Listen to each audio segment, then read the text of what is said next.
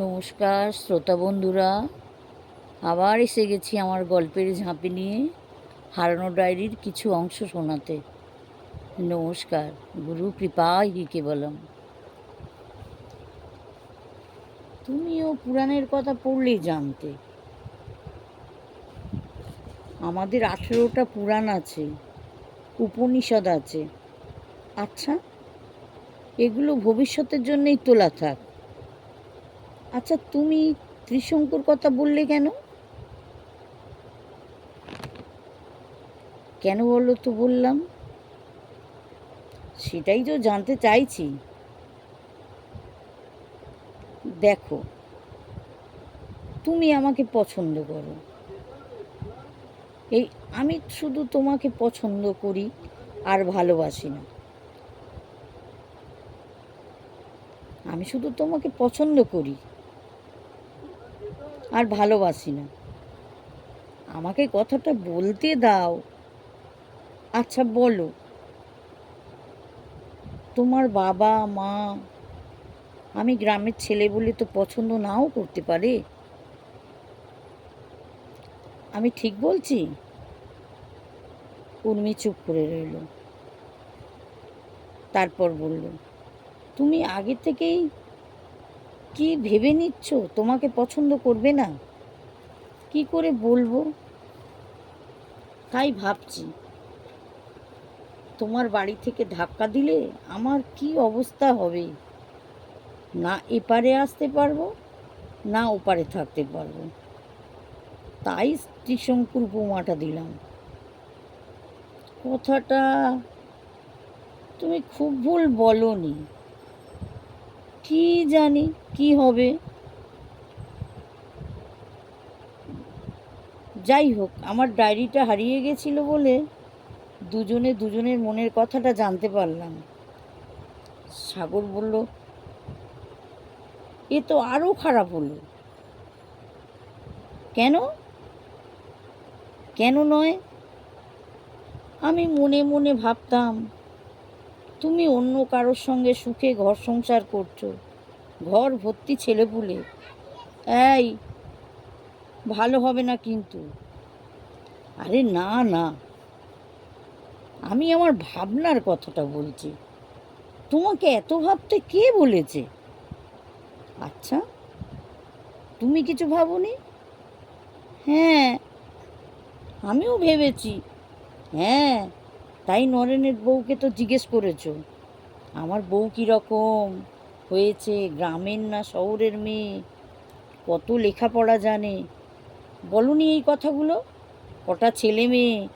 উর্মি মুখ টিপে চুপ করে হাসলো। অন্য কেউ ভাবলেই দোষ না, নিজেরটা সব মুকুব। তোমাকে মুকুব করতে কে বলেছে শুনি?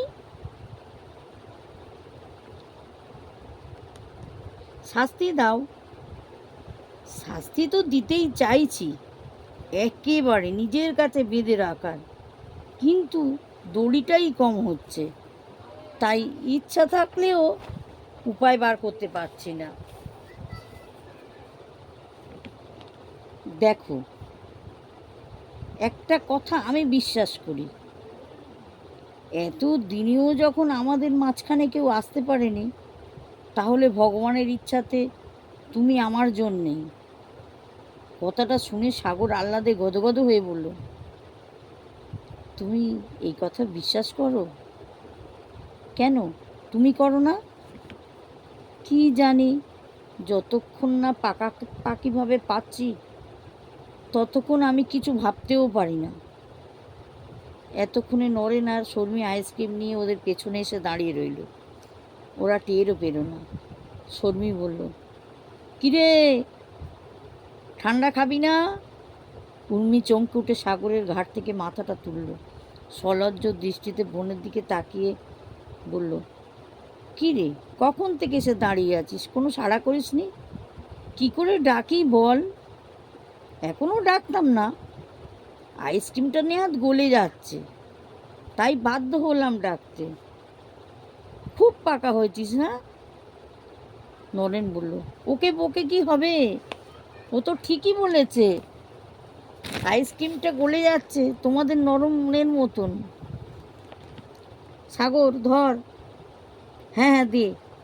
সাগর 2 হাত বাড়িয়ে দুটোই ধরল। বাবা, আমার দিদি কি আইসক্রিম ধরতে জানে না? জানবে না কেন? আরে আমি দায়িত্ব নিতে শিখছি। সবাই মিলে হো হো করে হেসে উঠল। উর্মি আবেগ ভরা চোখে সাগরের দিকে তাকালো। মনে মনে ভাবল, এতদিন কত শূন্যতা মনে ছিল। বন্ধুদের কাছে তাদের বরের কত গল্প শুনেছি। আমার মনটা নীরস ছিল। কাউকে দেখা করার কথা কখনো মনের দোরগোড়াতেও আসেনি। আজ আনন্দে ভেসে যেতে ইচ্ছা করছে। আমারও কেউ আছে যে আমার অপেক্ষায় পথ চেয়ে আছে। এখন আমার একটু ভয়ও করছে। সত্যি স্বপ্ন পূরণ হবে তো? লাল টুকটুকে বেনারসি পরে একমাথা সিঁদুর পরে শ্বশুরবাড়ি যাওয়া হবে তো?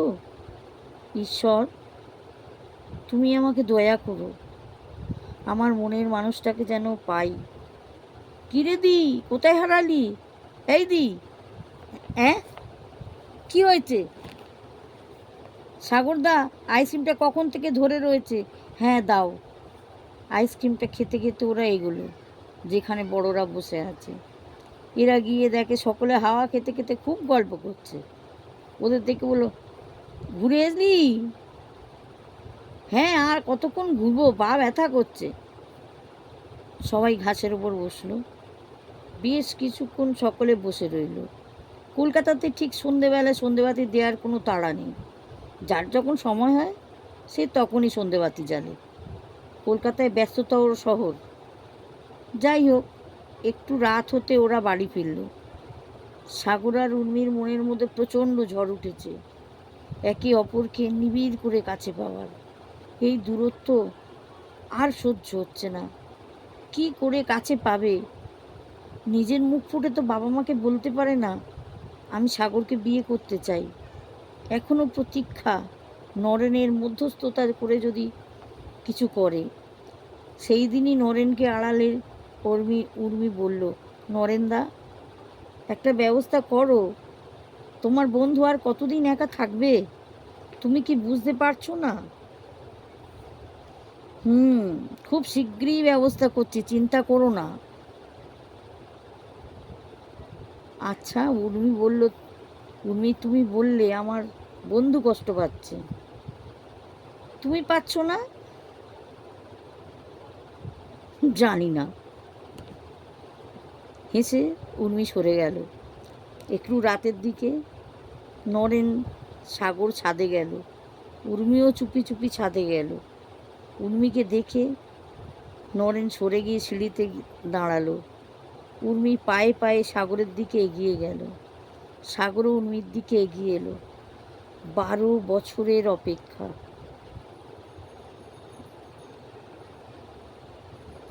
দুজনে দুজনকে বুকের মধ্যে চেপে ধরল।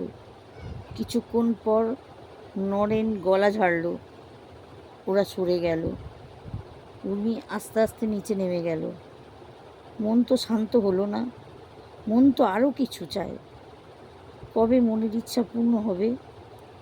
নরেন সাগরের কাছে দাঁড়ালো। দুজনে সিগারেট ধরালো। সাগর বলল, নরেন, আমি উর্মিকে ছেড়ে আর থাকতে পারছি না রে। তুই বাড়ি গিয়ে আমার বাড়িতে জানা।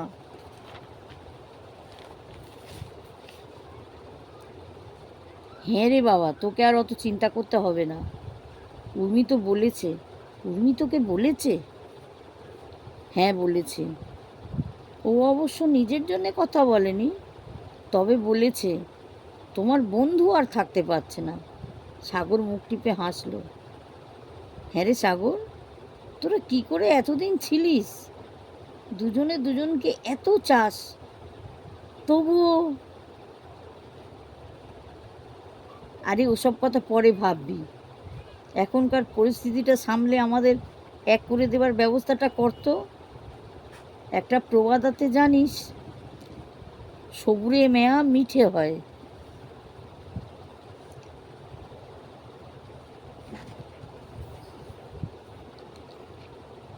হুম তোদের সবুরের ফল খুব মিঠে হবে।